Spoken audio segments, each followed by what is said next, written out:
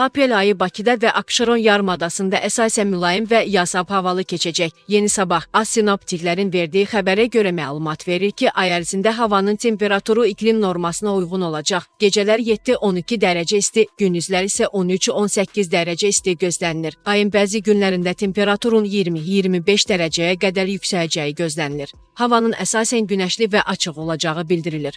Bununla yanaşı ara-sıra buludluluğun artacağı, bəzi günlərdə isə yağış yağacağı ehtimal edilir.